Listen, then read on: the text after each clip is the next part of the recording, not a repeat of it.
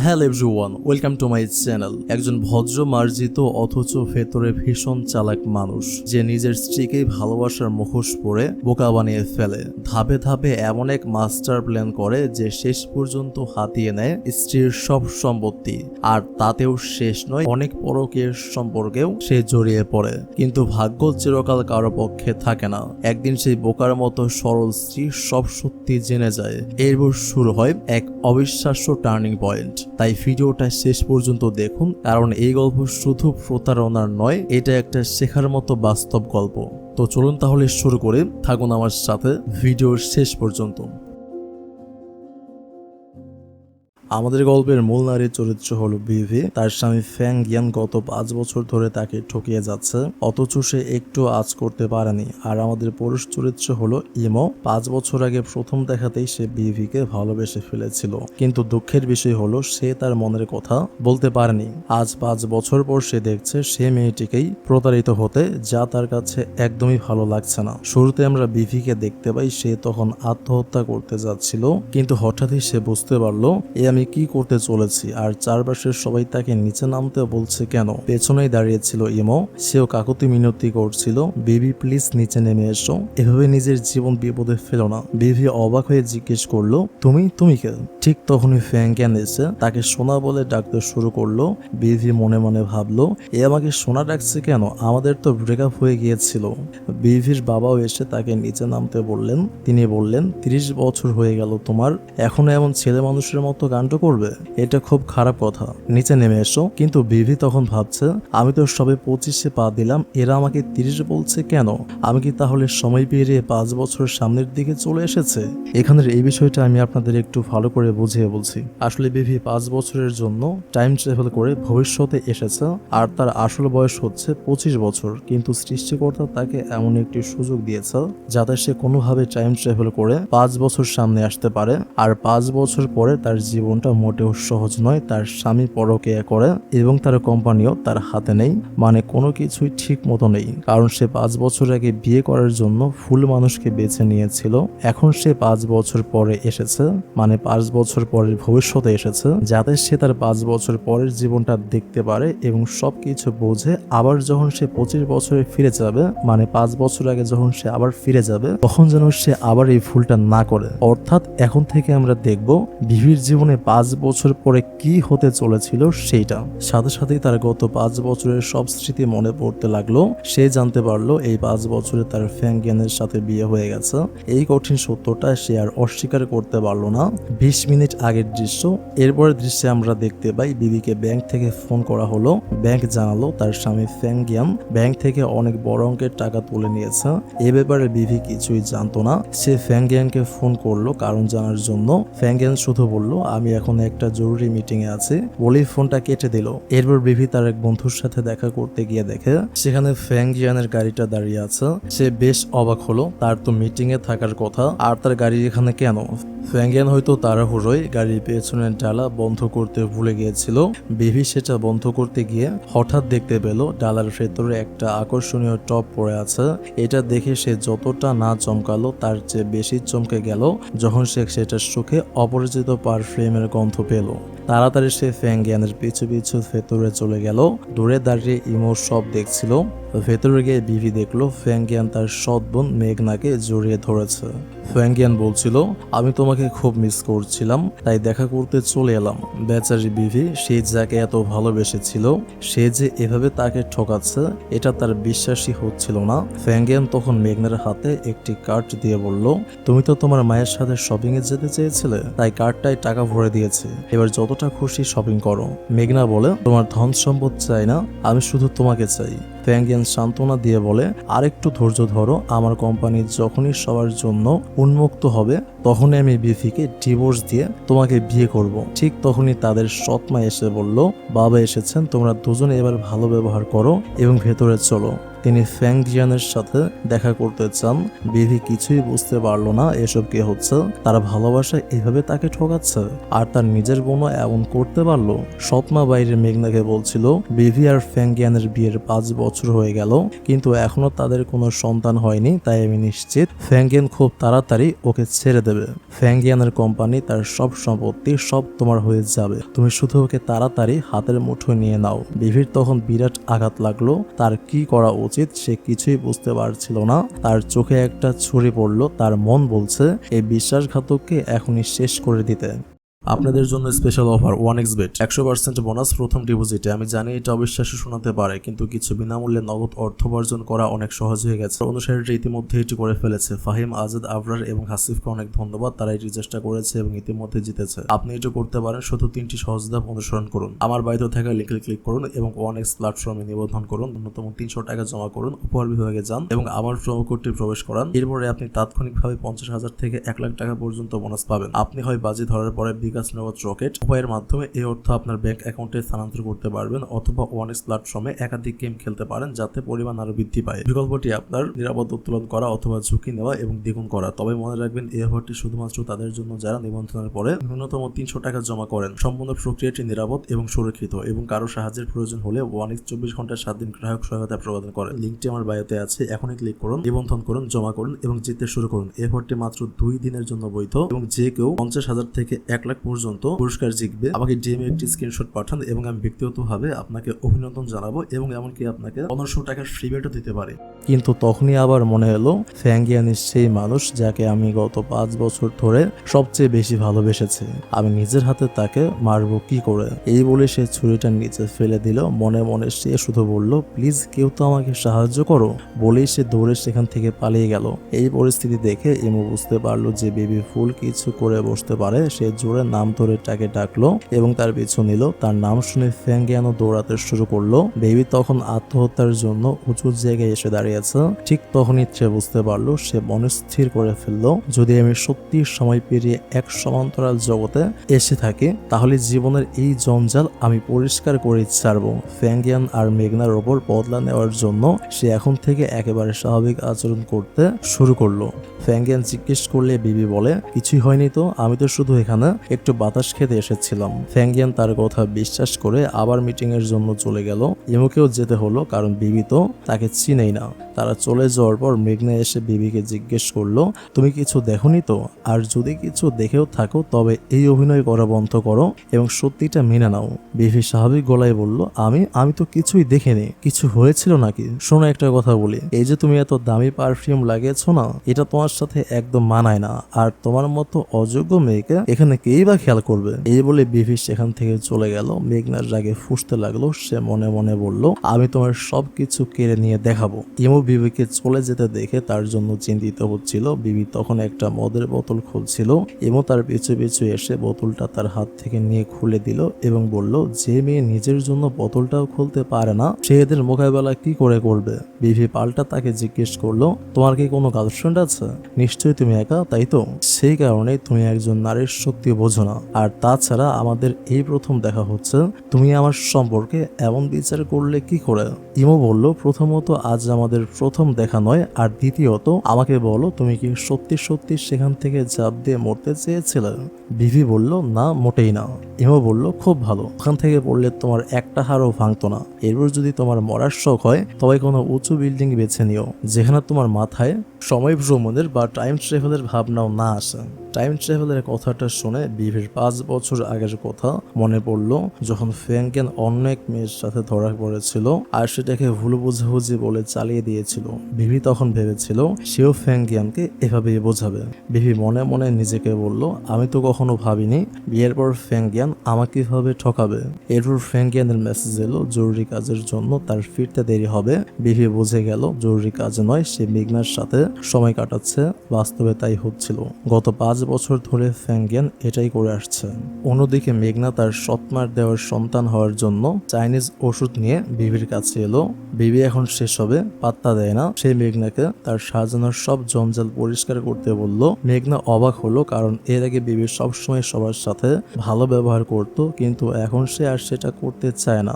শাশুড়ি মাও ভয়েস মেসেজে বিভিকে বললেন, টাইম মতো এই ওষুধটা খেও। আর তুমি তো জানো ফ্যাং ইয়ান কতটা পরিশ্রম করে, যদি তার কোনো সন্তান না হয় তবে সব সম্পত্তি অন্য কারো কাছে চলে যাবে, আর আমি তো কিছুতেই হতে দেব না সেটা। বিভি মনে মনে ভাবলো, ফ্যাং ইয়ানকে বিয়ে করে আমার জীবনে এমন হবে কখনো ভাবিনি। অন্যদিকে মেঘনা বারবার ফ্যাং ইয়ানকে চাপ দিচ্ছে যাতে সে তাড়াতাড়ি বিভিকে ডিভোর্স দিয়ে দেয়। পরের দিন সকালে ঘুম থেকে উঠে বিভি দেখলো তার জি তার অনেক দামি জিনিসপত্র নিয়ে চলে যেতে চাইছে। এটা জিয়ের জন্য নতুন কিছু না, সে আগেও এমন করেছে, কিন্তু আজ বিভি আর সহ্য করবে না। সে জিকে সব জিনিস নিচে রাখতে বলল। ফ্যাংয়ান এসে চিৎকার করতে লাগলো, সকাল সকাল এসব কি শুরু করেছো তোমরা? পুরনো জিনিসই তো, নিয়ে যেতে দাও, আর আমি তোমাকে আরো কিনে দেব। এই বলে সে জির হাতে বিভির দামি কাপড় তুলে দিল। বিভির খুব রাগ হলো। ফ্যাংয়ান বুঝতে পারলো না কেন বিভি আজ এমন অদ্ভুত আচরণ করছে। এরপরের দৃশ্যে দেখা যায় বিভি কাউকে ফোন করে একটা উপকার চাইলো, তার কাছে কিছু জিনিসপত্র এলো। সে জানতে পারলো ফ্যাংয়ান তার সব সম্পত্তি নিজের নামে করে নিয়েছে। অন্যদিকে মেঘনা একটা পারফিউমের পার্সেল পেল। সে ফ্যাংয়ানকে মেসেজ করে ধন্যবাদ জানায়। ফ্যাংয়ান বলে, আমি তো তোমাকে কোনো উপহার পাঠাইনি, আর এই পারফিউমের গন্ধটাও তো খুব বাজে। মেঘনা বুঝলো এটা নিশ্চয়ই বিভির কাজ। সে বিভির কাছে এসে বলল, তোমার সাহস কি করে হলো আমাকে সেই বাজে পারফিউম পাঠানোর? বিভি বলল, এই পারফিউম আমি বিশেষভাবে তোমার জন্যই বানিয়েছি, কারণ তোমার মতো মেয়েরা এইরকমই পারফিউম ডিজার্ভ করে। মেঘনা জেগে বলল, ফ্যাংয়ান তোমাকে ভালোবাসে না, খুব তাড়াতাড়ি সে তোমাকে ছেড়ে দেবে, তোমার উচিত নিজেই চলে যাওয়া। বিভি তো সবে তার চাল শুরু করেছে। সে বলল, সে আমাকে ভালোবাসুক বা না বাসুক, এটা জেনে রাখো সে তোমাকে ততটা ভালোবাসে না যতটা তুমি ভাবছো। আমার কথাটা লিখে রাখতে পারো। এরপর দৃশ্যে ইমোকে দেখানো হলো। সে বিভির কথাই ভাবছিল। সেই প্রথম দেখার কথা, তখন তার একজন এজেন্টের ফোন এলো। এজেন্ট বলল সে বিভির কাছে সব কাগজ পৌঁছে দিয়েছে। ইমো তাকে বলল, বিভিকে যেন কোনোদিনও জানতে দিও না যে এই সব তথ্য আমি বের করে নিয়েছি। ফ্যাংয়ান ব্যাগ নিয়ে বাড়ি থেকে এই বলে বের হলো যে সে শহরের বাইরে মিটিং এ যাচ্ছে, কিন্তু আসলে সে মেঘনার সাথে দেখা করতে এলো। বিভি তার উপর নজর রাখতে ছবি তুললো, যা পরে প্রমাণ হিসেবে কাজে লাগবে। ফ্যাংয়ান সারা রাত মেঘনার সাথে কাটালো। সে বলল, আজকাল বিভি কেমন অদ্ভুত আচরণ করছে, তবে চিন্তা করো না, আমি ডিভোর্সের জন্য কোনো না কোনো অজুহাত বের করে নেব। মেঘনা ফ্যাংয়ানকে ভালোবাসে না, সে শুধু তার সম্পদ হাতাতে আর বিভির সব কেড়ে নিতে চায়। পরের দিন সকালে ফ্যাংয়ান বাড়ি এলো। সে বিভিকে সারপ্রাইজ দিতে গিয়ে বলল, জি তোমার পুরনো কাপড় নিয়ে গিয়েছিল না, আমি তোমার জন্য অনলাইনে নতুন ডিজাইনের পোশাক অর্ডার করেছি। আসলে সে জানতে চেয়েছিল যে বিভি তো গতকাল ডাক্তারের কাছে গিয়েছিল, যদি সে গর্ভবতী হয়ে গিয়ে থাকে তাহলে তো সে আগে থেকেই ডিভোর্সের খবর দিয়ে দিতে পারবে, কিন্তু রিপোর্ট দেখে সে জানতে পারলো যে এমন কিছুই হয়নি।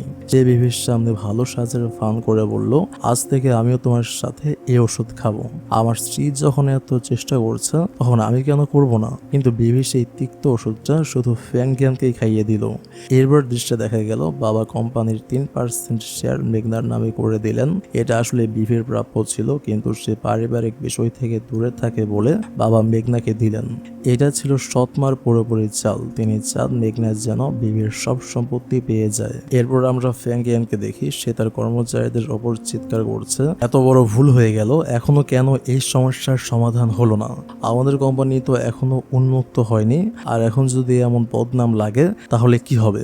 তার একজন সিনিয়র কর্মচারী পরামর্শ দিল, যাদের অ্যালার্জি রয়েছে তাদের কাছে ক্ষমা চেয়ে নিই এবং মামলা তুলে নিতে বলি। পেছন থেকে বিভি এসে বলল, ক্ষমা চাওয়ার মানে বোঝেন? এর মানে হলো আমরা হার মেনে নিলাম, আর আমাদের প্রোডাক্ট উপযুক্ত ছিল না। এভাবে তো মামলার সমাধান হবে না, বরং আরো বাড়বে। তার চেয়ে বরং এই মামলার মূল কারণ খুঁজুন এবং বের করুন কেন তাদের অ্যালার্জি হলো। ফ্যাংয়ান অবাক হয়ে গেল। সে বিভিকে ধন্যবাদ দিয়ে বলল, তুমি প্রতিটা বিপদে আমাকে খুব ভালো বুদ্ধি দাও। বিভি বলল, আমি যদি আমার স্বামীর কোনো কাজে না আসে তবে আর কার কাজে আসবো বলো?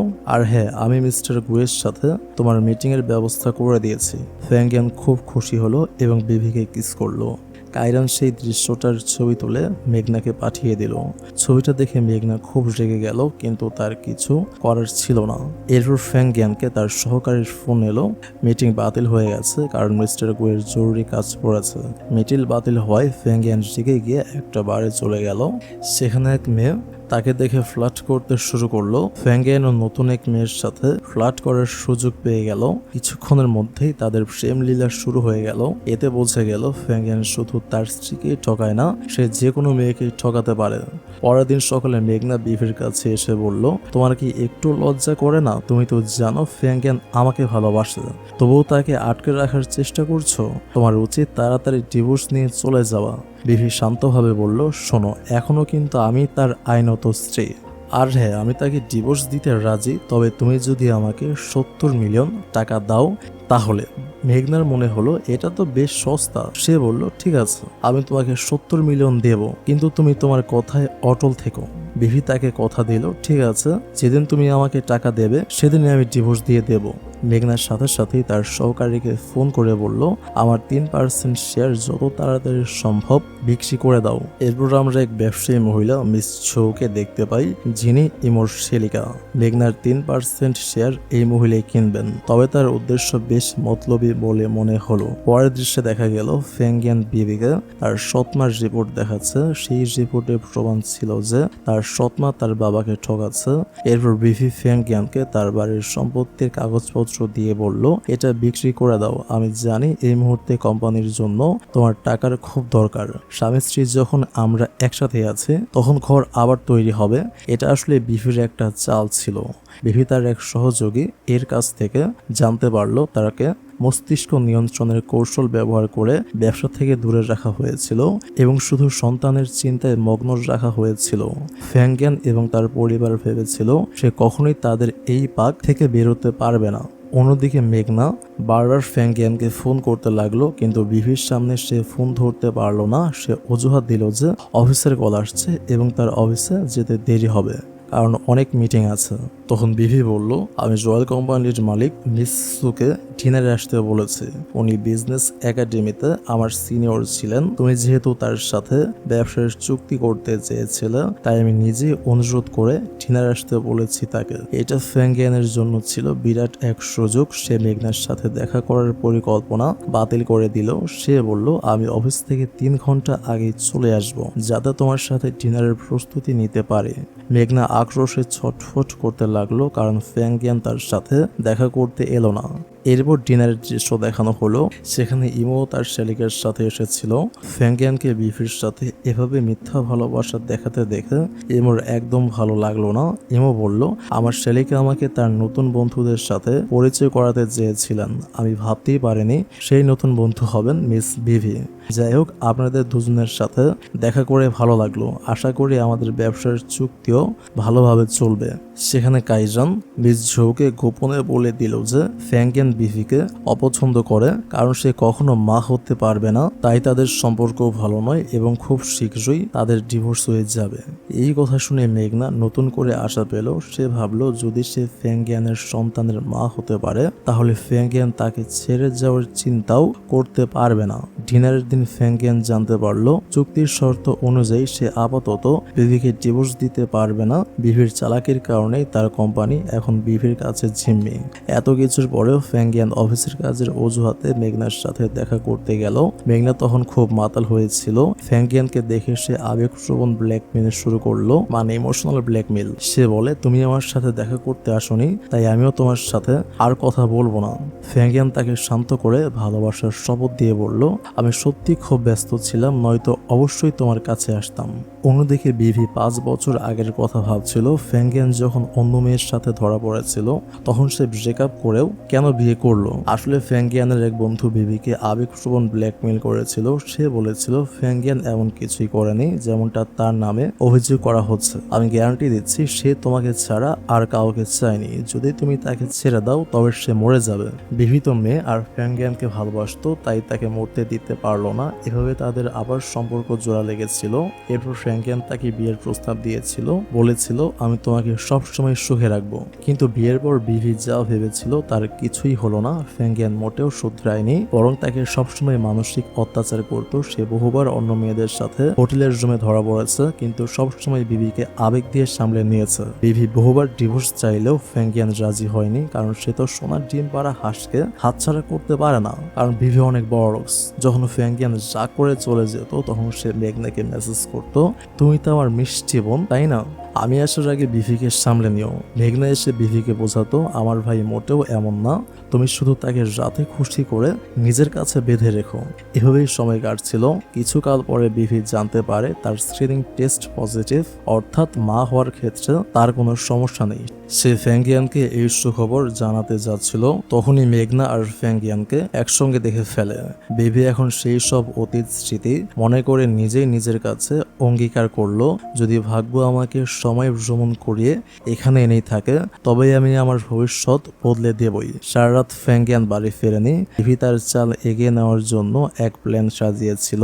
সে ফ্যাংগিয়ানকে ফোন করে জিজ্ঞেস করলো মিস সু আমাকে তার অন্য বন্ধুদের সাথে দেখা করার জন্য নিমন্ত্রণ করেছেন, আমার কি যাওয়া উচিত? ফ্যাংগিয়ান দ্রুত বলল হ্যাঁ হ্যাঁ, কেন নয়, অবশ্যই যাও। তাদের আমন্ত্রণ আমাদের জন্য খুব গুরুত্বপূর্ণ। আমিও যেতাম, কিন্তু একটা জরুরি মিটিং এর জন্য শহরের বাইরে আছি, 2 দিন পর ফিরবো। বিভি খুব ভালো করে জানতো সে শহরের বাইরে নেই, বরং সব সময়কার মতোই তাকে বোকা বানাচ্ছে। অন্যদিকে মেঘনার অ্যাপার্টমেন্টে একটা ওষুধের পার্সেল এলো। সে বলল আমি তো কোনো ওষুধ অর্ডার করিনি, কিন্তু পার্সেলের নাম দেখে সে খুব অবাক হলো। মনে হলো সে বিভির সম্পর্কে কিছু একটা জানে। সে ওষুধটা ফেরত পাঠিয়ে দিল। মেঘনা ও ফ্যাংগিয়ান তখন 2 দিনের জন্য ঘুরতে যাওয়ার প্রস্তুতি নিচ্ছিল। এই দৃশ্যে আমাদের নতুন এক চরিত্র দেখানো হলো। সে হলো পার্সেল ম্যান মিস্টার ঝু। ঝুয়ের কাছে মেসেজ এলো, আপনার দেওয়ার ঠিকানাটা ভুল ছিল। ঝু বলল তুমি যেখানে রয়েছো সেখানেই থাকো, আমি আসছি।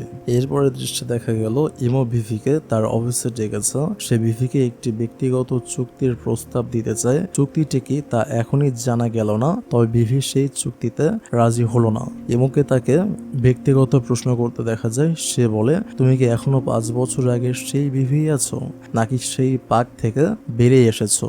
বিভি হাসি মুখে বলল তুমি নিজে অনুমান করে নাও, তোমার কি মনে হয় আমি এখনো সেই কাদা মেখে বসে আছে? 2 দিন পর ফ্যাংগিয়ান ও মেঘনা ঘুরতে গিয়ে ফিরে এলো। মেঘনার কাছে মিস্টার জুয়ের মেসেজ এলো, আমি ফিরে এসেছি, তোমার সাথে দেখা করতে চাই। মেঘনা ভয় পেয়ে গেল। সে যখন ঘরে পৌঁছালো তখন মিস্টার জু আগেই তার রুমে বসেছিল। মেঘনা জিজ্ঞেস করলো তুমি ভেতরে এলে কিভাবে? জু বলল আমরা যখন টিনেজার ছিলাম তখন থেকেই তোর সম্পর্কে ছিলাম। তুমি কি মনে করো আমি তোমার সেট করা পাসওয়ার্ড ভুলে যাব? বিদেশ থেকে ফিরে সবার আগে তোমার কাছে কেন এলাম জানো? কারণ তুমি আমার ভাগ্যে লেখা আছো, আমরা কখনো আলাদা হতে পারবো না। মেঘনা তাকে চলে যেতে বলল, তুমি তো আমাকে ছেড়ে চলে গিয়েছিলে, আমি আর তোমার সাথে কোনো সম্পর্ক রাখতে চাই না। ঝু আবেগে বলল, আমি তোমার জন্য সারা জীবন অপেক্ষা করতে পারি। মেঘনা যেভাবে গলে গেল তাতে মনে হলো সেও ঝুকে ভালোবাসতো। ঠিক তখনই ফ্যাংগিয়ান তার ফেলে যাওয়া ফোন নিতে অ্যাপার্টমেন্টে ফিরে এলো। ফ্যাংগিয়ানের আসার খবর পেয়ে মেঘনা ঝুকে তাড়াতাড়ি লুকিয়ে পড়তে বলল। ফ্যাংগিয়ান এসে বেল বাজালো। মেঘনা দরজা না খোলায় সে পাসওয়ার্ড দিয়ে ভেতরে চলে এলো। ঝুঁকে লুকিয়ে মেঘনা এমন ভাব করলো যেন সে গেম খেলতে ব্যস্ত ছিল, তাই বেলের আওয়াজ শুনতে পায়নি। তখন ফ্যাংগিয়ানের কাছে রয়্যাল কোম্পানি থেকে ফোন এলো। তারা জানালো তারা তাদের সাথে বিনিয়োগ চুক্তি করতে রাজি। ফ্যাংগিয়ান আনন্দে আত্মহারা, কারণ এখন অবশেষে তার কোম্পানি জনসাধারণের জন্য উন্মুক্ত হতে পারবে। এই খুশিতে সে মেঘনাকে জড়িয়ে ধরলো। জু তাদের এই গভীর সম্পর্ক বুঝতে পারলো। পরের দৃশ্যে ফ্যাংগিয়ান বাড়ি ফিরে বিভির জন্য অনেক কিছু নিয়ে এলো। তাকে সারপ্রাইজ দেওয়ার জন্য সে দেখাতে চাইলো সে তার স্ত্রীকে কতটা ভালোবাসে। এরপর সে রয়্যাল কোম্পানির চুক্তির সুখবরও জানালো। বিভি তো আগেই সব জানতো। ফ্যাংগিয়ানকে উচ্চতায় তুলে ধরে তারপর তার পায়ের তলা থেকে মাটি সরিয়ে দেওয়া হয়েছিল বিভির আসল চাল। এদিকে মেঘনা জুয়ের কথা ভাবছিল। জু যেভাবে তার ভালোবাসার প্রমাণ দিয়ে বলল সে সারা জীবন অপেক্ষা করবে। একটি ফ্ল্যাশব্যাক দৃশ্যে দেখা গেল 8 বছর আগে তারা একে অপরকে পছন্দ করত, কিন্তু সৎমা মেঘনাকে জুয়ের সাথে থাকতে বারণ করে দেন। তিনি বলেন এই বেকুব ছেলেটা নিজের খরচে চালাতে পারে না, তোমার খরচ কি করে চালাবে? যদি তুমি এর সাথে বাইরে যাও তবে চিরদিনের জন্য তোমাকে বাড়ি থেকে বের করে দেব। ঝুর সৎমার সব কথা শুনেছিল। কিছুদিন পর তাদের যখন দেখা হলো, ঝু বলল আমি পরের সপ্তাহে বিদেশ যাচ্ছি, যাতে সেখান থেকে ফিরে তোমার যোগ্য হতে পারে। মেঘনা তার দরিদ্রতাকে ভয় পেত না, তাকে যেতে বারণ করেছিল, কিন্তু ঝু তার শোনেনি। সে মেঘনাকে তার জন্য অপেক্ষা করতে বলেছিল, কিন্তু ঝু ফিরে এলেও এখন অনেক দেরি হয়ে গেছে। মেঘনা যে কোনো মূল্যে ফ্যাংগিয়ানের সাথে ভবিষ্যৎ গড়তে চায় এবং সে তার সন্তানের মা হতে চলেছে, তাই ঝুয়ের কাছে সে ফিরতে পারে না। এরপর মেঘনা আত্মবিশ্বাস নিয়ে বিবির কাছে গেল। সে বলল, আমি গর্ভবতী, যে খুশি তুমি ফ্যাংগিয়ানকে দিতে পারোনি সেটা আমি দিয়েছি। বিভি বলল, এসব আমাকে বলছো কেন? যাও ফ্যাংগিয়ানকে গিয়ে বলো। তাছাড়া এখনো আমি তার আইনি স্ত্রী। যদি সে সত্যি সত্যি তোমাকে এতই ভালোবাসতো তবে কি তোমাকে লুকিয়ে এভাবে রাখতো? আর শোনো, তুমি যে তোমার 3% শেয়ার এত কম দামে বিক্রি করেছো, বাবা যদি জানতে পারেন ভয় লাগছে না? মেঘনার কাছে বিভির কথাগুলো তখন খুব বাজে বকবক মনে হলো। সে বলল, আমার কথা না ভেবে নিজের চিন্তা করো, আর শীঘ্রই তোমাকে টাকা দিয়ে দেব, তুমি যাওয়ার প্রস্তুতি নাও। এরপর মেঘনা ফ্যাংকিয়ানকে সব জানিয়ে তার সামনে ইমোশনাল ব্ল্যাকমেইল শুরু করলো। সে বলল, এই বাচ্চা আসার সঠিক সময় এখন নয়, আমি ভয় পাচ্ছি আমাদের সবার জীবন খারাপ হয়ে যাবে। আমি এখনই এখান থেকে চলে যাব, তাহলে সব ঠিক হয়ে যাবে। ফ্যাংকিয়ান তাকে থামিয়ে দিয়ে নিশ্চিত করলো, আমার কাছে তোমার আর আমাদের সন্তানের চেয়ে বেশি গুরুত্বপূর্ণ আর কিছুই নেই। আমি কথা দিচ্ছি তোমাদের দুজনকে রক্ষা করব। মেঘনা এটাই শুনতে চেয়েছিল, তাই তাকে এই অভিনয় করতে হলো। এরপর দেখা গেল রয়্যাল কোম্পানির সাথে ফ্যাংগিয়ান চুক্তিতে বসেছে। শর্তগুলোর মধ্যে একটি ছিল 5 বছর পর্যন্ত সে তার স্ত্রীকে ডিভোর্স দিতে পারবে না, আর কোম্পানি উন্মুক্ত হওয়ার পর যদি কোনো ক্ষতি হয় তবে তাকে বড় অঙ্কের ক্ষতিপূরণ দিতে হবে। কর্মচারীরা তাকে চুক্তি সই করতে মানা করেছিল, কিন্তু সে কোম্পানির কথা ভেবে সই করে দিল। আর কেনই বা করবে না, এটাই তো আমাদের বিভির চাল ছিল। খুব দ্রুতই সেই সময় আসছে যখন সে ফ্যাংগিয়ানকে তার আসল জায়গা মনে করিয়ে দেবে। অন্যদিকে মেঘনা এই ভেবে খুশি ছিল যে সে ফ্যাংগিয়ানের সন্তানের মা হতে চলেছে, আর ফ্যাংগিয়ানও শীঘ্রই বেবিকে ডিভোর্স দেবে। এরপর দৃশ্যে মির্জোকে দেখানো হলো, তিনি কাউকে ফোন করে জিজ্ঞেস করছেন, তোমার আর কত সময় লাগবে? যে কাজটা করতে বলেছিলাম সেটা এখনো হয়নি। লোকটি বলল, এটাও তো সহজ নয়, আমার আরো সময় লাগবে। আমরা জানতে পারলাম জো যার সাথে কথা বলছিলেন সে হলো জো। এরপর কোম্পানি উন্মুক্ত করার অনুষ্ঠান অর্থাৎ লঞ্চিং সেরেমনি দেখানো হলো এবং ফ্যাংগিয়ানের কোম্পানি অবশেষে জনসাধারণের জন্য উন্মুক্ত হলো। মেঘনাও সেখানে আসে এবং মিৎসো এমনভাবে তার দিকে তাকায় যেন তিনি আগে থেকেই সব জানতেন। ফ্যাংগিয়ান তার স্ত্রী বিভির কাছে কৃতজ্ঞতা জানিয়ে বলল, যদি সে আমার পাশে না থাকতো তবে হয়তো আমি আজ এখানে পৌঁছাতে পারতাম না। মেঘনাকে পাশে দাঁড়ানো দেখে সে নিজের বলা কথাগুলোই অনুতপ্ত হলো। অনুষ্ঠান শেষে বিবি মেঘনার কাছে এসে বলল, তোমার হবু স্বামী আমার প্রশংসা করলো, তোমার খুব কষ্ট হচ্ছে না তো? মেঘনা বলল, আমি তোমার অ্যাকাউন্টে টাকা পাঠিয়ে দিয়েছি, এবার তুমিও নিজের কথা রাখো। সে বিভিকে ফ্যাংগিয়ানের দেওয়া তার আংটিও দেখালো। বিভি বলল, এখনো তোমার সময় আছে, ভেবে দেখো, এমন যেন না হয় যে তুমি নিজেকেই এই পাকের মধ্যে ঠেলে দিচ্ছ। বরাবরের মতোই মেঘনা বলল, আমার চিন্তা করতে হবে না, নিজের চিন্তা করো। এরপর রিমো জোকে তার কাছে ডেকে পাঠালো। জো কেন তাকে ডেকেছে তা জানতো না। রিমো বলল, মিস জো তোমাকে অনেক সুবিধা দিয়েছেন, শুধু তাই নয় আমি তোমার সম্পর্কে অনেক কিছু জানি। তুমি তার খেলার একটা সামান্য অংশ মাত্র। সে কি করে বা না করে তা নিয়ে আমার কোনো আগ্রহ নেই, কিন্তু যদি তুমি বিভির কোনো ক্ষতি করার চেষ্টা করো তবে তোমার যা পরিণত হবে তার জন্য তুমি নিজেই দায়ী থাকবে। পরের দিন সকালে যা হলো তা ছিল গল্পের সবচেয়ে বড় মোড়। ফ্যাংগিয়ান আর মেঘনার গোপন ছবিগুলো ফাঁস হয়ে গেল। এতে শুধু ফ্যাংগিয়ান নয়, কোম্পানিরও বড়সড় ক্ষতি হতে শুরু করলো। রয়্যাল কোম্পানির পক্ষ থেকেও চুক্তির ক্ষতিপূরণ চেয়ে ফোন এলো। বেচারা ফ্যাংগিয়ানের কাছে ক্ষতিপূরণ দেওয়ারও জায়গা রইল না, কারণ কোম্পানির বাইরে অসংখ্য সাংবাদিক ভিড় করেছে। কর্মীরা তাকে বলল, এটা কোনো বাইরের লোকের কাজ হতে পারে না, নিশ্চয়ই আপনার কোনো খুব কাছের মানুষ এই কাজ করেছে, অর্থাৎ আপনার স্ত্রী। কর্মচারী কাইরান তখন রেগে বলল, তোমরা কি পাগল হয়ে গেছো? সে কেন কোম্পানির এত বড় ক্ষতি করবে?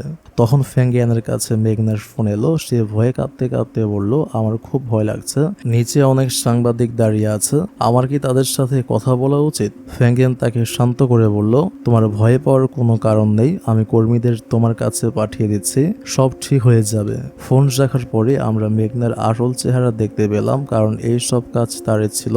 ফ্যাংগিয়ান এত সহজে তো তাদের সম্পর্ক প্রকাশ্যে আনতো না, তাই মেঘনা নিজেই সব ফাঁস করে দিল, তা না হলে এভাবেই হোক। এরপর আমরা বিভিকে দেখতে পেলাম সে অবশেষে ইমোকে ফোন করে তার চুক্তি মেনে নিয়েছে। চুক্তিটি হলো ফ্যাংগিয়ানের বিরুদ্ধে সব প্রমাণ বিভিকে দেওয়া, যাতে সে মিডিয়ার সামনে নিজেকে নির্দোষ প্রমাণ করতে না পারে।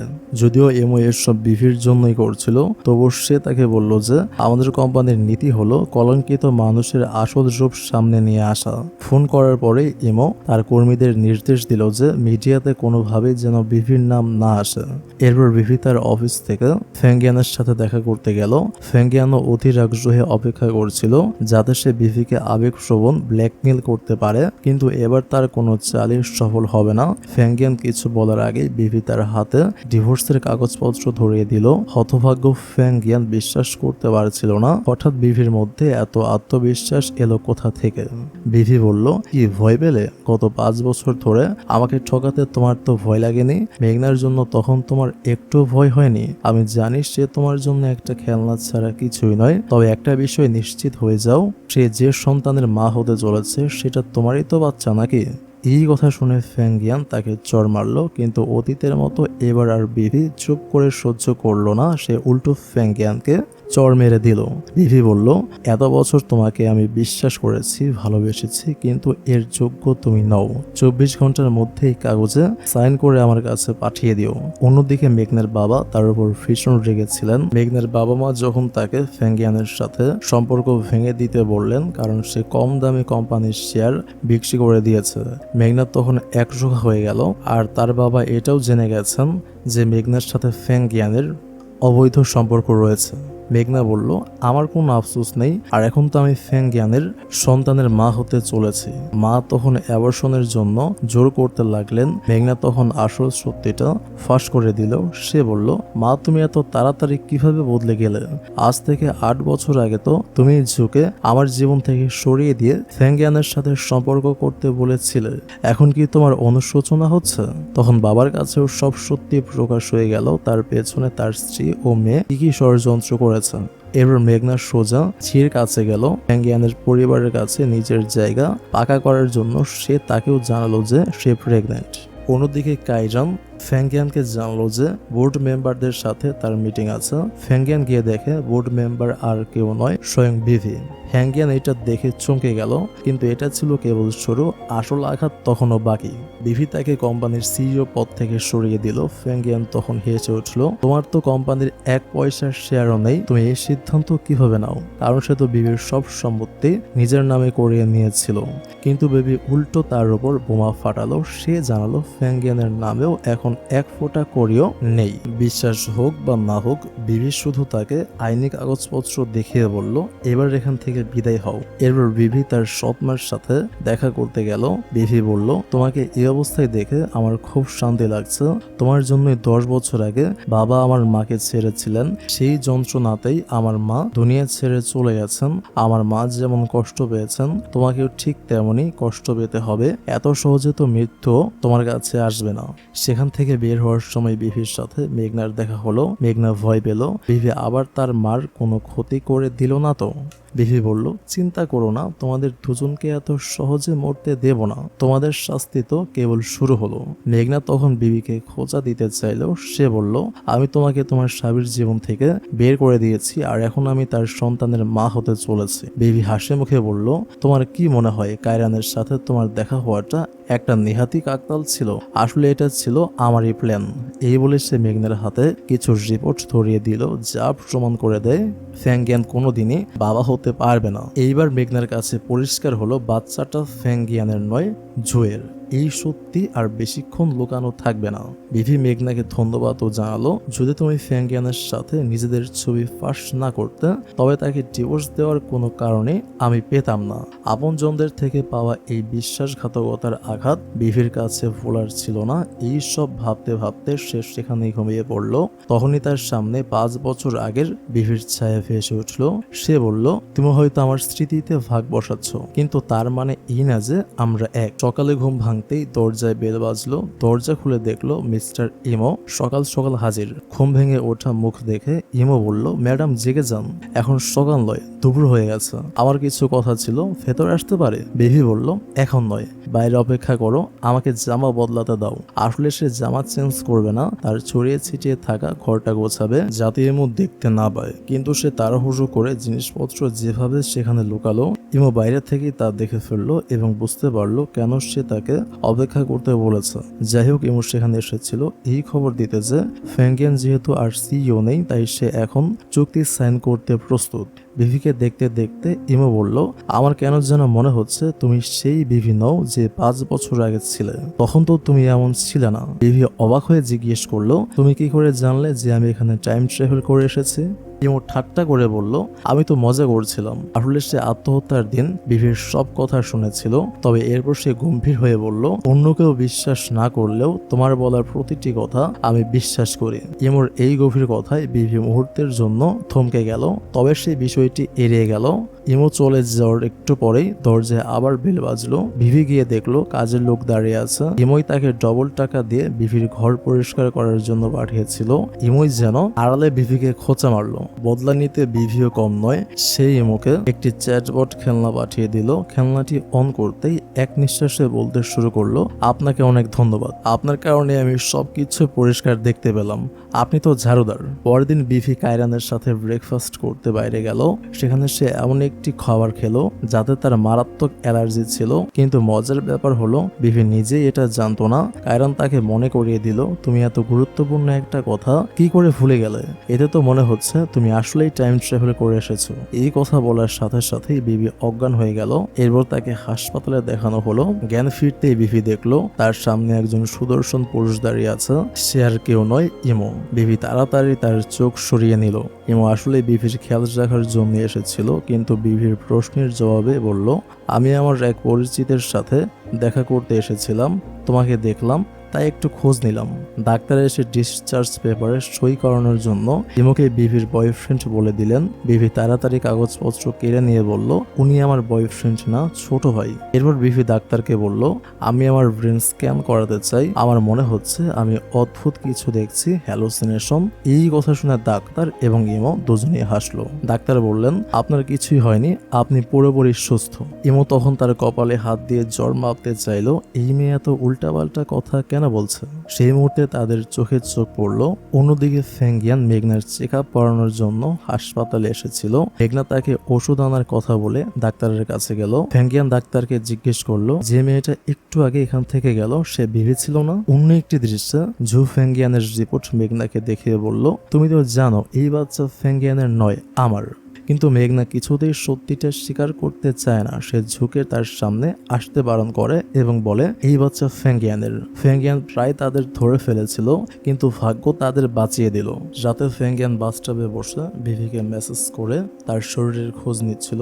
মেঘনা তখন তার বাড়িতে অপেক্ষা করছিল। তার মনে বিভির কথাগুলো ঘুরছিল। ফ্যাংগিয়ান কারোর সাথে বিশ্বস্ত নয়। সে বিভির দেওয়া বিয়ের ছবি দেখলো বিভির দেওয়া আসবাবপত্রের ডিজাইন। সব দেখে সে বুঝতে পারলো ফ্যাংগিয়ান তার প্রথম বৈবাহিক জীবনে যা যা করেছিল তার সবটাই এখন তার সাথে পুনরাবৃত্তি হচ্ছে। ঠিক তখনই ফ্যাংগিয়ানের ফোন এলো। বিভি লাউড স্পিকারে রাখলো। ফ্যাংগিয়ান বিভির খোঁজ নিচ্ছিল। মেঘনার সামনে বিভি তাকে ভালোভাবে বকাঝকা করে দিল। মিথ্যে অজুহাত দিয়ে আমাকে ফোন করার বা আমার খোঁজ নেওয়ার কোনো দরকার নেই। মেঘনা বুঝতে পারলো ফ্যাংগিয়ান যদি তার জন্য বিভিকে ঠকাতে পারে, তবে অন্য কারোর জন্য তাকে কেন ঠকাবে না।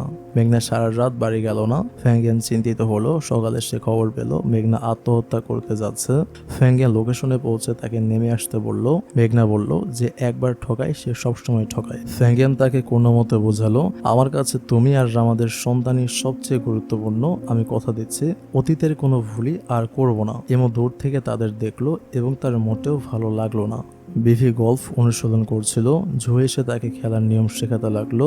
কথায় কথায় জো তাকে বাচ্চা বলে ডাকলো। বিভি বলল, কাকে বাচ্চা বলছো? আমি তোমার চেয়ে বড়, তোমার উচিত আমাকে বড় বোন ডাকা। এমো তখন বলল, আমি তোমাকে গল্ফ খেলার নিয়ম শিখিয়ে দিচ্ছি, তোমার উচিত আমাকে ওস্তাদ বা মাস্টার ডাকা। এমো সেখানে এসেছিল। বিভি আবার কোনো বিপদ ডেকে আনছে কিনা তা দেখতে। বিভির পেটে আর কথা রাখতে পারছিল না। সে বলল, অভিনয় করা বন্ধ করো, আমি জানি তুমি 5 বছর আগের বিভিকে পছন্দ করো। বিভি আরো কিছু বলার আগেই ইমো তাকে থামিয়ে দিয়ে বলল, তুমি ভুলে যাচ্ছ আমি তোমার বস। আমি চাইলে তোমাকে চাকরি থেকে বের করে দিতে পারি। কথায় কথায় ইমো তার জীবন কাহিনী বলল। শুনতে শুনতে বিবি সেখানেই ঘুমিয়ে পড়ল। ইমো তাকে ঘুমন্ত দেখে তার গায়ে নিজের জ্যাকেট চাপিয়ে দিল এবং 5 বছর আগের কথা ভাবলো। প্রথম দেখার দিন বিবি খুব ক্লান্ত ছিল। মদের বোতলটা পড়ে যেতেই ইমো সেটা ধরে ফেলেছিল এবং তাকে দেখে হেসেছিল। পরের দিন মিস চৌ ফ্যাংগিয়ানের কোম্পানি কেড়ে নিতে চাইলেন, কারণ তারা ক্ষতিপূরণ দেয়নি। ইমো তাকে বাধা দিল। সে বলল, আমি আমার কোম্পানি আপনার নামে করে দিতে প্রস্তুত। আমি জানি এটা আপনার জন্য আরো বেশি মূল্যবান হবে। অর্থাৎ ইমো বিভির জন্য নিজের সবকিছু দিতে তৈরি ছিল। মিস চৌ রাজি হয়ে গেলেন। এরপর বিভি হসপিটালে তার বাবাকে দেখতে গেল। সৎমার সত্য জানার পর বাবা হার্ট অ্যাটাক করেছিলেন। তিনি এখন বিভির কাছে খুব লজ্জিত। তিনি নিজের ভুলের জন্য অনুতপ্ত। বিভি একদিকে বাবাকে ক্ষমা করতে চাইলেও অন্যদিকে তার মার কষ্টের কথা ভেবে সাহস পাচ্ছিল না। ক্ষমা না করেই সে সেখান থেকে চলে গেল। পরে ইমোকে সে বলল, বাবার 1 বছরের বেশি বাঁচবেন না, আমার তাকে ক্ষমা করে দেওয়া উচিত। তাছাড়া এটা তো আমার আসল জীবন নয়। আমি চাই না আসল বিভি যখন এখানে ফিরে আসবে তখন সে এত কিছু জঞ্জাল দেখুক। ইমো তখন তার কথাগুলোকে ঠাট্টা ভাবছিল। বিভি বলল, যদি আমরা আরো আগে মিলিত হতাম তাহলে ভালো হতো। সে মিস ছোয়ের উদ্দেশ্য জানতে পেরেছে আর এটাও জেনেছে যে ইমো তার জন্য কি কি করেছে। ফ্যাংগিয়ানের সব তথ্য ইমো তাকে বের করে দিয়েছিল। বিভি বুঝতে পারলো ইমোকে সে ভালোবাসতে শুরু করেছে, কিন্তু সেটা বলা তার জন্য কঠিন হয়ে পড়লো। ফ্যাংগিয়ান এখন মেঘনার সাথে বিশ্বস্ত জীবন কাটাতে চায়, কিন্তু অতীতের ভুল তাকে তাড়া করে ভিড়ছে। বারে গিয়ে দেখা যায় মেয়েটি এখন তাকে টাকার জন্য ব্ল্যাকমেল করছে। ফ্যাংগিয়ানের আর কোনো উপায় ছিল না। সে ভাবলো মেঘনা যদি এই কথা জানতে পারে তবে তার সুখে থাকার স্বপ্ন ভেঙে যাবে। ব্ল্যাকমেল করার ছবি পাওয়ার পর ফ্যাংগিয়ান সেই মেয়েটিকে খুঁজতে বাড়ে গেল। সে জানতে পারলো মেয়েটি কয়েকদিন আগেই চাকরি ছেড়ে দিয়েছে। বাইরে এসে সেই মেয়েটির সাথেই তার দেখা হলো। মেয়েটি খুশি মনে তাকে ফোন করে বলল, যদি তুমি চাও যে আমি মেঘনাকে ছবিগুলো না পাঠাই তবে আমাকে ফ্যাং গ্রুপের শেয়ার কিনতে সাহায্য করো। ফ্যাং গ্রুপ ছিল বিভির বাবার কোম্পানি। মেয়েটি মিস ছোয়ের সাথে হাত মিলিয়েছিল। বিভি মিস ছোয়ের সাথে দেখা করলো। বিভি জিজ্ঞেস করলো, আমি তো আপনার মতলব আগেই বুঝেছিলাম, তবুও কেন আমাকে সাহায্য করলেন? মিস ছো বললেন, আমি একজনকে কথা দিয়েছিলাম, আমি আমার কথা ভাঙতে পারি না। তবে আমি একজন ব্যবসায়ী, তাই নিজের স্বার্থ আগে দেখব। তিনি বিভিকে দুর্বল ভেবেছিলেন, কিন্তু তাকে সাবধানে থাকতে বলে চলে গেলেন। এরপর বিভি গল্ফ অনুশীলন করছিল। ইমো তার জন্য উপহার নিয়ে এলো। বিভি ইমোকে বলল, মিস ছো কিভাবে তার কোম্পানির পিছনে লেগেছেন। ইমো বলে, প্রত্যেকেরই দুর্বলতা থাকে, তুমি যদি মিস ছো এর দুর্বলতা খুঁজে বের করতে পারো তবে সফল হবে। তখনই আবার বিবির ওপর তার অতীত চেপে বসলো। 5 বছর আগের বিবি তাকে বলল, এটা আমার জীবন, তোমাকে এখান থেকে যেতে হবে। বিবি অজ্ঞান হয়ে পড়ে যেতেই ইমো সময় মতো তাকে ধরে ফেললো।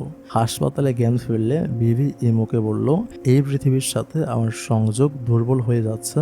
আমার মনে হচ্ছে আমি খুব শীঘ্রই এখান থেকে চলে যাব। ইমো তাকে এসব আজগুবি কথা বন্ধ করতে বলল, কিন্তু বিবি কাইরানকে ফোন করে ফ্যাংগিয়ানকে তার সাথে দেখা করার কথা বলল। সে মিস জুয়ের সমস্যার সমাধানও বের করে ফেলেছিল। ফ্যাংগিয়ান জুয়ের সাথে দেখা করতে গেল। সে তাকে বলল, আমার হবু স্ত্রী মেঘনাকে ব্ল্যাকমেল করা বন্ধ করো। তুমি কি মনে করো আমি সিইও হওয়ার পরে আমার স্ত্রীকে ডিভোর্স দিয়ে দেব? মোটেই না। ঝু বলল, তুমি তাহলে আগে থেকে সব জানতে? ফ্যাংগিয়ান ঝুকে প্রচুর টাকা দিয়ে অন্য শহরে চলে যেতে বলল, যাতে সে নতুন করে জীবন শুরু করতে পারে। তবে শর্ত একটাই, তাকে মেঘনার কাছ থেকে দূরে থাকতে হবে। এরপর বিবি ইমোর জন্য একটি ভিডিও রেকর্ড করলো। সে বলল, আমি জানি তুমি বিবির জন্য কত কিছু করেছো, তুমি তার গোপন হিরো। সে খুব তাড়াতাড়ি তোমার জীবনে ফিরে আসবে। আমি তোমার জন্য এই তোড়া আর ভালোবাসার চিঠি তৈরি করে রাখলাম। সে ফিরলেই আর দেরি করো না, সঙ্গে সঙ্গে তাকে প্রপোজ করে দিও। ভিডিও দেখতেই ইমো দৌড়ে বিবির কাছে পৌঁছানোর জন্য রওনা হলো। অন্যদিকে 5 বছর আগের সময় বদলাতে শুরু করলো। ফ্যাংগিয়ান যখন বিভিকে ইমোশনাল ব্ল্যাকমেল করার চেষ্টা করছিল, বিভি তখন বলল, ভুল বোঝাবুঝি যদি তোমার সাথে হতে পারে তবে আমার সাথে কেন নয়, আমিও তোমাকে করে দেখাবো। এই বলে সে ইমোর হাত ধরলো এবং জিজ্ঞেস করলো, তুমি কি আমার বয়ফ্রেন্ড হবে? ইমো তার হাত ধরে ধরে তাকে নিজের সাথে নিয়ে চললো, অর্থাৎ সে ফ্যাংয়ানের ফাঁদে আর পড়লো না। ইমো দৌড়ে সেই জায়গায় পৌঁছালো, কিন্তু বিভিকে পেল না, তার ফোনও লাগছিল না। সেখানে সে একটা ফুলের তোড়া পেল। তোড়ার চিরকুটে দেখাচ্ছিল, আমার নাম ইমো, তুমি হয়তো আমাকে ভালোভাবে চেনো না, কিন্তু আমি তোমাকে খুব ভালোবাসি। ইমো যখন এইসব পড়ছিল তখন বিভি তার সামনে এসে দাঁড়ালো। দেখে মনে হচ্ছিল সে যা কিছু করেছে তাতে সে খুব সন্তুষ্ট। পরের দিন মিটিং এর দৃশ্য, ফ্যাংয়ানও সেখানে ছিল, যা দেখে সবাই অবাক। বিভি সবার সামনে ঘোষণা করলো কোম্পানির সংকট শেষ, আর কোনো ক্ষতিপূরণ দিতে হবে না। এতে মিস জয়ের সব পরিকল্পনা ফেস্তে গেল। বিভি আরো একটি ঘোষণা করলো, আজ থেকে ফ্যাংয়ানই এই কোম্পানির সিইও থাকবে, অর্থাৎ সে তার পদ ফিরিয়ে দিল। এরপর বিভি মিস শোকে বলল, তুমি কি ভেবেছিলে প্রোডাক্ট বদলে দিয়ে আমার কোম্পানিকে বদনাম করবে? তোমার বিরুদ্ধে সব প্রমাণ আমার কাছে ছিল যে আমি আদালতে জমা দিয়েছি। ফ্যাংয়ান তার ভুলের জন্য বিভির কাছে ক্ষমা চাইলো। সে জানতে চাইলো সবকিছু কি আগের মতো হতে পারে? তুমি কি আমাকে ক্ষমা করতে পারো না? বিভি বলল, প্রত্যেক মানুষ জীবনে একটি সুযোগ পায়। আমি তোমাকে সিইও করেছি কারণ আমি জানি তুমি কোম্পানির প্রতি বিশ্বস্ত। আমি তোমার পথ ফিরিয়ে দিতে পারি, কিন্তু মনে রেখো তুমি আমার সাথে যা করেছো তার জন্য আমি তোমাকে কখনোই ক্ষমা করব না। এরপর সে বাড়ি গেল, তার বাবাকে তার সাথে নিয়ে এলো। সেই পুরনো ছবি থেকে বাবার কাটা অংশটা সে আবার জোড়া লাগালো, অর্থাৎ সে তার বাবাকেও ক্ষমা করে দিয়েছে। হয়তো এই কারণেই যে তার হাতে বেশি সময় নেই। সবশেষে 5 বছর আগের দৃশ্য দেখানো হলো। বোতল পড়ে যাওয়ার সময় ইমো সেটা ধরে ফেলেছিল। বিভি সেই বোতলটা তাকে অফার করে বলল, এটা তোমার জন্য। ইমো জিজ্ঞেস করলো, আমরা কি একে অপরকে চিনি? বিভি হাসি মুখে উত্তর দিল, না চিনি না, কিন্তু চিনে তো নিতেই পারেন। অর্থাৎ বোঝা যায় এখান থেকেই বিভি আর ইমোর মধ্যে নতুন একটা সম্পর্কের শুরু হবে। আর এবার বিভি আর কোনো ভুল করবে না। সে অবশ্যই তার আসল ভালোবাসার মানুষ, সঠিক মানুষ ইমোকে বিয়ে করবে। সে আর কখনো ফ্যাংয়ানের ফাঁদে আটকাবে না, আর তার জীবনটা সে সুন্দরভাবে কাটাতে পারবে। আর এখানেই সিরিজটি শেষ হয়। Thank you so much for watching this videos. আল্লাহ হাফেজ।